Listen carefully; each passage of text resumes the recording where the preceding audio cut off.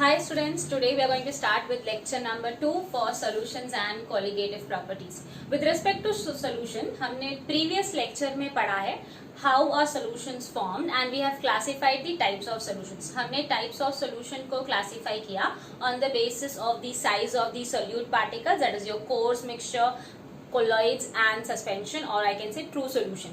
इसी के साथ साथ we also classified solutions on the basis of phases, homogeneous and heterogeneous. इसी के साथ साथ we also classified types of solution on the basis of number of components, that is binary solution, ternary and all. And last we did was classified solution on the basis of the physical state of the solute. So that was total 9 type of solutions हमने पढ़ा था, और I can say in general 3 type, like solid solution, liquid solution or gaseous solution. Now, in today's lecture, we are going to study with respect to solubility of solute in liquid. Now, when I say solubility of solute in liquid, you can see when I talk about solubility of solute in liquid, we are mostly going to focus, if I say कि मैंने glass of water लिया है, and if I say in that glass of water, if I add salt, अगर मैंने salt डाला, तो salt dissolve हो जाएगा, right? If I added 1 spoon. And continuously अगर मैं सॉल्ट का कॉन्सेंट्रेशन इंक्रीज करते जा रही हूँ, I am increasing the concentration of salt, पहले तो सॉल्ट डिसॉल्व होगा, बट उसके बाद एक सर्टेन पॉइंट पे आ जाएगा कि उसके बाद वो सॉल्ट डिसॉल्व नहीं होगा. तो today what we are going to study is we are going to study about the 3 types of solution only. जैसे हमने प्रीवियस लेक्चर में भी टाइप्स ऑफ सोल्यूशन पढ़ा था, but here in today's lecture we are going to study with respect to the concentration of solute. And therefore we are going to study 3 important types of solution, that is unsaturated solution, saturated solution and supersaturated solution. To understand these types of solution, we first need to understand the solubility of solute. So you can see over here I have taken a beaker containing water. You can imagine just कि मैंने approximately 100 ml, 1 liter या anything I have taken, general terms में हम बात कर रहे हैं. तो यहाँ पे I have taken a glass of water or a beaker of water, and in that what I have done is I have added 5 grams of solute. I can say I have added salt. तो मैंने क्या लिया यहाँ पे 5 grams of solute, and 5 grams of solute which I added, you can see it is getting dissolved. उसके बाद मैंने उसी में और 5 grams ऐड किया, तो टोटल अब मैंने कितना ऐड कर दिया है 10 grams. तो मैंने add 10 grams, even the 10 grams of solute gets dissolved. But उसके बाद 10 ग्राम के बाद अगर मैंने 1 ग्राम भी एक्स्ट्रा ऐड किया तो वो सोल्यूट डिसॉल्व नहीं हो रहा है. मतलब आई कैन से the amount of solute that is getting dissolved in the solvent, the amount of solute that is getting dissolved in the solvent is how much? It is 10 grams. 10 grams के बाद अगर आप एक भी एक्स्ट्रा ऐड कर रहे हो तो वो डिसॉल्व नहीं हो रहा है. So when we talk about solution, you can see I said first unsaturated solution, second is saturated solution and third is supersaturated solution. Unsaturated solution मतलब क्या होता है? उसका कैपेसिटी जितना अमाउंट ऑफ सोल्यूट को डिसॉल्व करने का है, हमने उससे कम अमाउंट ऐड किया है.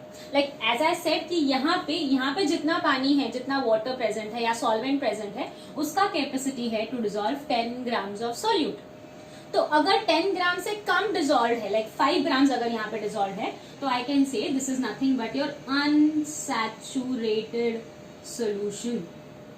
आई can say it is what? Unsaturated solution. उसका capacity is to dissolve only 10 grams, तो I can say this is what? This is my saturated solution. You can see यहाँ पे मैंने 10 ग्राम्स में और 5 ग्राम्स ऐड किया है, तो you can C 10 grams dissolve हो गया है बट 5 ग्राम्स डिसॉल्व नहीं हुआ है. तो यू विल थिंक कि ये सुपर सैचुरेटेड सोल्यूशन है, ऐसा नहीं होता है. To understand this, if I give you the example of your classroom, imagine we are in a classroom and ये क्लासरूम में we have benches and this benches can accommodate around 50 students. Now when I say 50 students, depend करता है सबसे पहले कि students कौन से class के हैं. Like we are generally talking with respect to 11th and 12th standard. अगर मैं बात कर रही हूँ जूनियर केजी के बच्चों की, तो अगर जूनियर केजी के बच्चे हैं तो मैं 50 से ज्यादा भी एकोमोडेट कर सकती हूँ क्योंकि बच्चों का साइज कम रहेगा. पर अभी 11th 12th में अगर हेल्दी, तो यहाँ पे 50 60 मैक्सिमम 60 स्टूडेंट्स मेरे क्लास में आई से कि 50 स्टूडेंट्स वो क्लासरूम में एकोमोडेट हो सकते हैं. 50 से ज्यादा की कैपेसिटी वो बेंचेस में नहीं है. तो इफ आई से 50 की कैपेसिटी है तो that will be what? A saturated class. अगर 50 से कम स्टूडेंट्स मेरे क्लास में आए हैं तो that will be what, unsaturated. ना क्या हो गया कि 50 तो मैंने भर लिए, बट उसके बाद लेट कमर्स और आते जा रहे हैं, लेट एडमिशन जिन्होंने लिए, तो मेरे पास और 10 नए बच्चे आ चुके हैं, तो मेरे पास जगह तो नहीं है क्योंकि बेंचेस ऑक्यूपाइड है। तो मैंने वो 10 को क्या किया, क्लास में फिट कर लिया। वो लोगों को मैंने, कुछ लोगों को नीचे बिठा दिया, लाइक 10 लोगों को मैंने क्या किया, नीचे बिठा दिया। तो अब मेरे क्लासरूम का कैपेसिटी 50 बेंचेस में 50 स्टूडेंट्स को एकोमोडेट करने का है, सेम वे मैंने 10 नीचे बिठा लिया है, राइट। स्टिल आई कैन से my class is what, it is in the case of saturated solution. क्यों? क्योंकि जो बेंचेस का कैपेसिटी है उतने ही स्टूडेंट्स ऑक्यूपाइड है बेंचेस पे, बेंचेस पे स्टूडेंट्स हमने भरे नहीं है, राइट। तो यहाँ पे 10 ग्राम और 5 ग्राम, 10 ग्राम डिजॉल्व है और 5 ग्राम डिजॉल्व नहीं है, मतलब वो 50 स्टूडेंट्स बैठे हैं बेंचेस पे और वो 10 स्टूडेंट्स बैठे हैं नीचे। अब ऐसा होता है कि जब 1 मिनट के लिए मैं क्लास के बाहर जाऊं तो किसी ने अपनी सीट उसके साथ एक्सचेंज कर ली, मतलब ये 5 ग्राम जो है इसने यहाँ पे किसी एक मॉलिक्यूल का जगह लिया, तो ऑटोमेटिकली ये मॉलिक्यूल की जगह किसी और, ये मॉलिक्यूल ने इसका जगह ले लिया, मतलब they have replaced each other, मतलब ये मॉलिक्यूल इसकी जगह पे गया और ये मॉलिक्यूल इसकी जगह पे आया, मतलब 50 स्टूडेंट्स बेंच पे थे और एक 10 स्टूडेंट्स फ्लोर पे। तो एक बच्चा फ्लोर से उठा और बेंच पे बैठ गया और एक बच्चा बेंच से उठ के नीचे बैठ गया। You can see number of students sitting on the bench and number of students sitting down is same, इसमें कुछ भी चेंज नहीं हुआ। मतलब इफ आई से 10 gram of solute is getting dissolved and 5 gram is not getting dissolved, मतलब I can say A is the solute dissolved and B is the solute which is undissolved। तो यहाँ पे हमने क्या बोला, molecules they are changing their place, मतलब A ने B का स्पेस ऑक्यूपाई किया, B ने A का स्पेस ऑक्यूपाई, मतलब they are changing, but still the number of students occupying the benches and the number of students sitting on the floor is same. मतलब I can say they have occupied, they have attained equilibrium. When we say they have attained equilibrium, they have attained which kind of equilibrium? हमारे पास 2 kind of equilibrium होता है, एक static और एक dynamic. Static मतलब stationary, मतलब कुछ भी move नहीं कर रहा है, fixed है। Dynamic मतलब होता है moving। तो यहाँ पे you can see the molecules are moving from dissolve to undissolve. तो ये जो केस है ये क्या क्रिएट कर रहा है, डायनामिक इक्विलिब्रियम। तो आई कैन से even this is a case of saturated solution. इसी के साथ साथ इफ आई से I am heating my solution, अगर मैं हीट करती हूँ, जैसे कि मैंने बोला पहले, इसमें इमेजिनेशन के हिसाब से अगर मैंने बोला 1 लीटर ऑफ वाटर है और इसमें मैंने सॉल्ट डाला था 10 ग्राम्स और 5 ग्राम्स भी ऐड किया था, तो पहले तो 10 ग्राम डिसॉल्व हो चुका है, पर जैसे ही मैंने इसको हीट किया वो 5 ग्राम्स भी क्या हो गया, डिसॉल्व हो गया। अगर वो 5 ग्राम भी डिसॉल्व हो गया मतलब उसका कैपेसिटी पहले to dissolve was how much, 10 gram, मतलब रूम टेम्परेचर से अगर मैंने उसको हीट किया समझो अराउंड 70 डिग्री सेल्सियस, तो when you heat it from room temperature to 70 degree Celsius, what happens is the solubility has increased, मतलब जितना अमाउंट ऑफ सॉल्यूट वो डिसॉल्व कर सकता था उसने उससे ज्यादा डिसॉल्व कर लिया है, and such kind of a solution is called as super saturated solution. इसको एक्सप्लेन करने के लिए सिंपली एज आई सेड कि हमने क्लासरूम का एग्जांपल लिया था।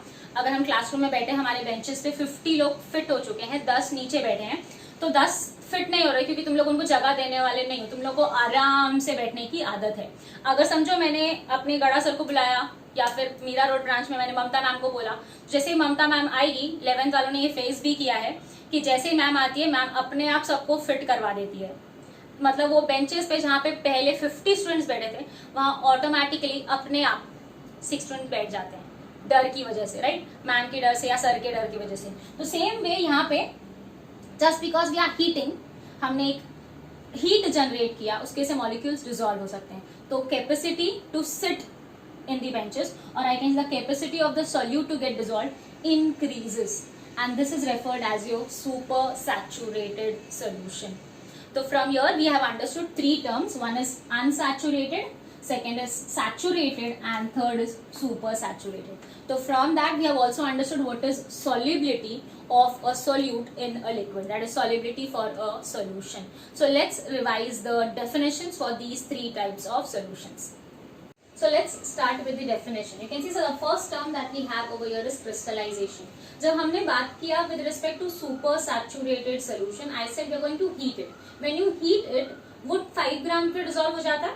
जब मतलब हम लोग इस रूम टेम्परेचर से 70 डिग्री सेल्सियस लेके गए तो क्या हो रहा है, वो डिसॉल्व हो रहा है. सेम जब आप टेम्परेचर कम करोगे, कूल करोगे, तो it will result in crystallisation. So you can see over here, when a dissolved solute in solution collides with each other and gets separated out in the solution, we call it as crystallization. उसके बाद next important term that we have is your dynamic equilibrium. Dynamic equilibrium मतलब क्या? Number of solute going in the solution. Number of solute going in the solution is equal to the number of solute separated from the solution. जैसे मैंने जितना solute जा रहा है उसकी जगह पे उतना replace हो जाएगा, right? तो number of solute dissolved is equal to number of solute undissolved. Similarly, the next definition that we have is with respect to solubility. Very important.